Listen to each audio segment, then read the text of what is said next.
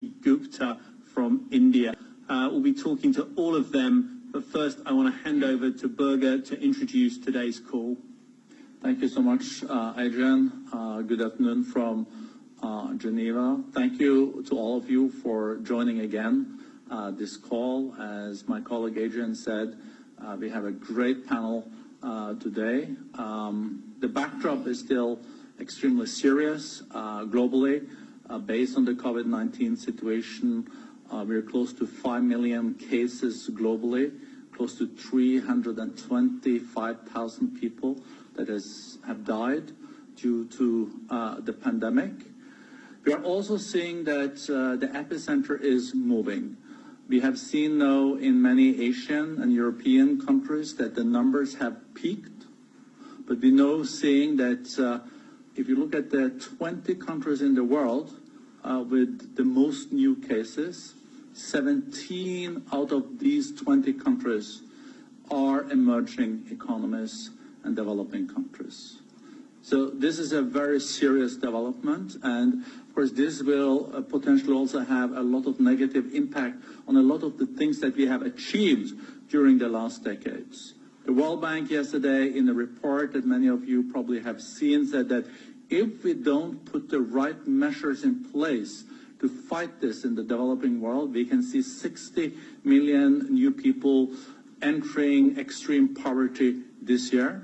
And for the first time in 2 decades, we will see also the global poverty rate increasing. The latest numbers from the bank is also quite grim, contraction of 5% in the global economy this year. But this platform is about action, is about public-private partnership. We have 1,100 organizations, companies on board. We have more than 40 concrete projects now that are addressed to fight the impact of this pandemic. Very, very pleased to again see you, Prime Minister Imran Khan. Last time we had the dialogue was in Davos. We did not expect that this new decade was going to start this way. Thank you for joining us, and also thank you for being willing to share with us how this situation looks from Islamabad, from Pakistan, and the measures that you are taking. Prime Minister, welcome. Thank you very much. Well, let me just say that the experience of the developed world is completely different to what we are facing in the developing world. And in countries like India, Pakistan, Bangladesh, specifically the Indian subcontinent, our experience is somewhat different. Firstly, the speed at which COVID-19 spread in Europe and in the United States, we are not experiencing that same sort of speed. On the other hand, we are still facing rising number of cases, and we still haven't reached our peak here. But from day one, the difference between, say, what we've seen in Europe and in the United States, and in fact even in China, the difference is that we had to face this twin challenge. One was to stem the growth of the virus, so hence the lockdown. But the bigger challenge, and increasingly in our countries, the bigger challenge is how to mitigate the effects of lockdown on our population with this rising poverty. To give people an example of what we are facing in Pakistan, and I think it's the same sort of situation in India and possibly in Bangladesh. In Pakistan, we have 25 million workers who are either daily wages or get paid weekly or are self-employed. So when we lock down like the whole of the world to stop the spread of the virus, all these people became unemployed. And when we were talking about 25 million workers, you're talking about 25 million families And actually it has affected round about almost 120, 150 million people. And these 120 and 50 million people face stark poverty. Unless the men or the women who were working, unless they work, they cannot feed their families. So what we did was, and I'm very proud of my government, we came up with this cash transfer program. And we touched 15 million families. So far, we have touched 15 million families with cash transfers. And this is what's mitigated the effects of the lockdown. But this is only a short-term solution. So therefore, despite the rising cases in our country, we have decided to go and ease the lockdown. We have started to open up our businesses, construction industry, so that people can find employment, because there's no way the government can give handouts to so many people. And because of this huge numbers of the informal economy, the only way we can reach our people is by allowing them to work. So here we face this dilemma. One, we still have a problem of growing cases, and we still have to be careful about the spread of the virus. But on the other hand, unless we open up our economy, we have millions facing starvation. And this is not the problem faced in the Western countries, but the Western countries also face this problem, this balance between now saving the economy and at the same time worrying about, even if the cases are going down, they're worrying about in case there's a spike. So the way forward, we have, this year we have, as a country, as a nation, we realize that we have to live with this virus.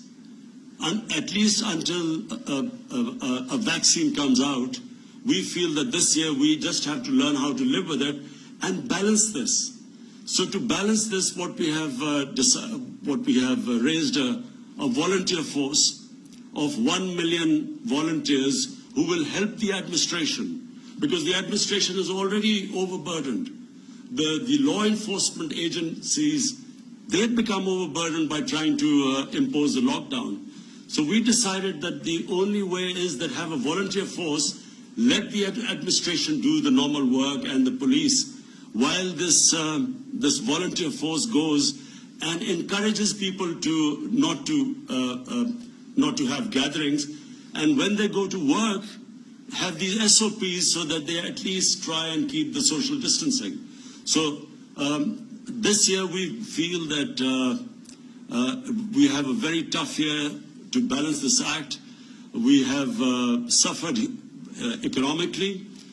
Just before this COVID-19 hit us, we had managed to balance our twin budgets, the current account deficit and the fiscal deficit.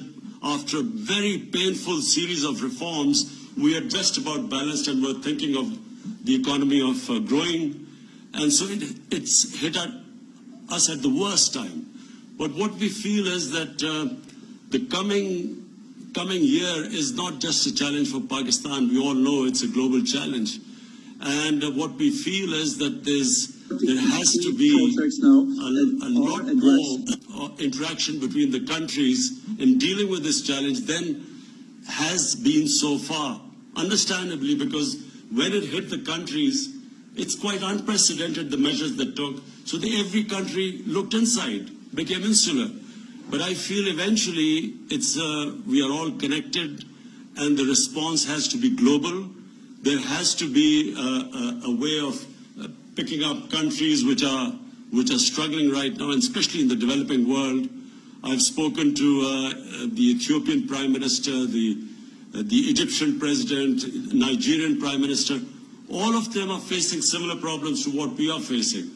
Falling exports, the export orders have gone down because obviously the problems faced by the global community. But also additionally, we face the problems of falling remittances. Our country depended a lot on remittances from the Gulf countries, and because of oil prices crashing, that has had an effect on our workers, our remittances. So I guess everyone is facing the challenges, but we have geared up. Economically, we've got our think tanks working on how we're going to deal with the coming year. At the same time, we have a very good developed a system of a national command and control center, and the whole idea is that every day the whole idea of the center is to balance the whole thing. They watch where the cases are growing, how we are going to deal with them, isolate individual areas where there is fear of spreading, and at the same time how we can keep our economy going. So I guess this is what the world community faces. Thank you so much, Mr. Prime Minister, for sharing this. And I think we are all have a lot of respect for the very difficult dilemmas leaders are now in between lives and livelihoods. And especially in poor countries, this is really a huge task. And as you underlined, when we met in Davos, we thought the global economy was going to grow with 3% this year, and now it's going to contract with 5%. So this will have huge impact.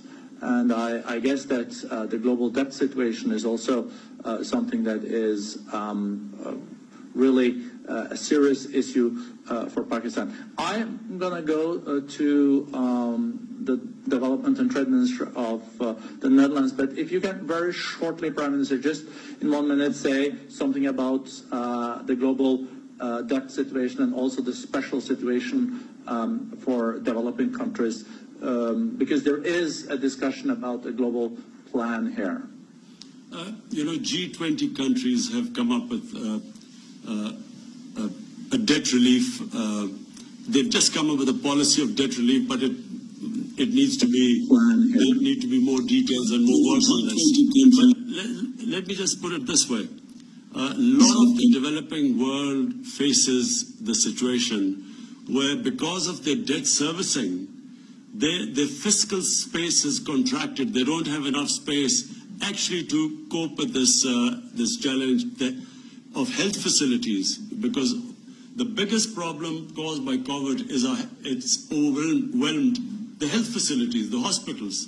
So therefore, the reason why there should be a debt relief, and the G20 is looking into it, because we need that fiscal space now to divert resources towards health and also to environment. And unfortunately, right now that space is not there. And as I said, I spoke to the heads of Nigeria, Ethiopia, and Egypt. All of them face a similar situation to us. Yeah.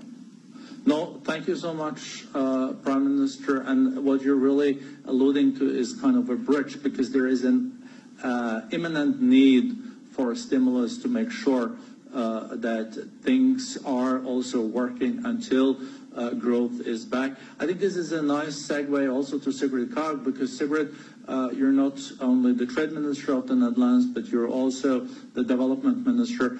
We'll come back to the situation in your country, but what Prime Minister Khan was alluding to here was the G20 is looking at a way to also make sure that people are fed, that things don't totally stop now in the immediate crisis.